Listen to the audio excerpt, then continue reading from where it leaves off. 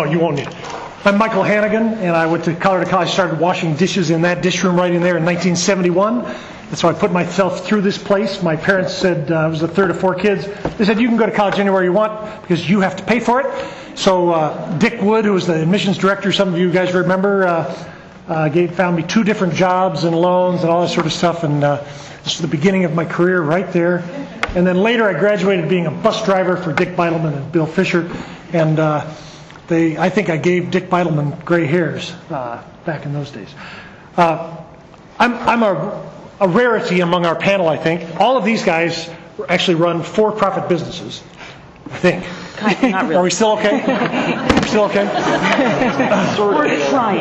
And I patronize all of their businesses, so that's the good news. And I would encourage you to always patronize all of their businesses because, quick story, $1 spent at Walmart, somebody told me that 83% of that dollar flees the community before you get out the door. So you can buy a piece of cookware from Sam, or you can buy a glass of wine from Richard, or some tech advice, or some crate catering, and that dollar stays in the community up to 7 times longer. So just start there. So I'm a serial nonprofit entrepreneur. I actually went to CC. I taught in the geology department here. I then went off and did a whole bunch of other wacky things. My wife and I, after we got married, decided to build a house using hand tools only, dig the foundation with shovels, and that was exciting, to say the least. I worked for CC for about a decade, and then I got bored of just sitting around answering emails and sitting in meetings and talking on the phone, so I started the Pikes Peak Community Foundation. And in the last 10 years, 10 years old, in the last 10 years, we've generated about $110 million worth of business in the Pikes Peak region. And during that time, I'm going to try to keep this short, we've launched about 5 other nonprofit businesses. One is Venatucci Farm. Nick Venatucci, some of you know, passed away in 2004. His family, or his wife, he didn't have any kids. There's a story in all of itself. And so our foundation took over the Venatucci Farm. It's already cash positive, and we're setting aside endowment funds for it. We give away our major crop, which is kind of an interesting thing for a serial entrepreneur. And we gave away 8,000 pumpkins last fall. But we sold 20,000 pumpkins plus assorted other things. We also then we own a 300-acre ranch in Woodland Park. We have cell towers. We have rental properties.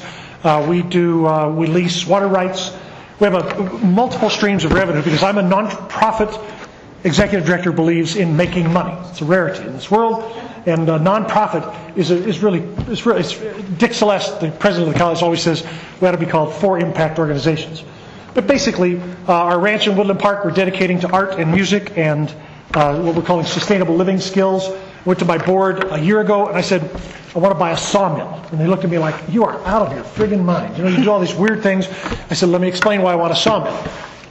Our ranch has dead beetle-killed trees. I want to take down the beetle trees, turn it into lumber for our ranch and our farm conveniently because I don't want to spend money at Home Depot because that dollar flees the community. So we crank out our own lumber, crank out our own firewood. Some of it we give away to people who can't heat their homes.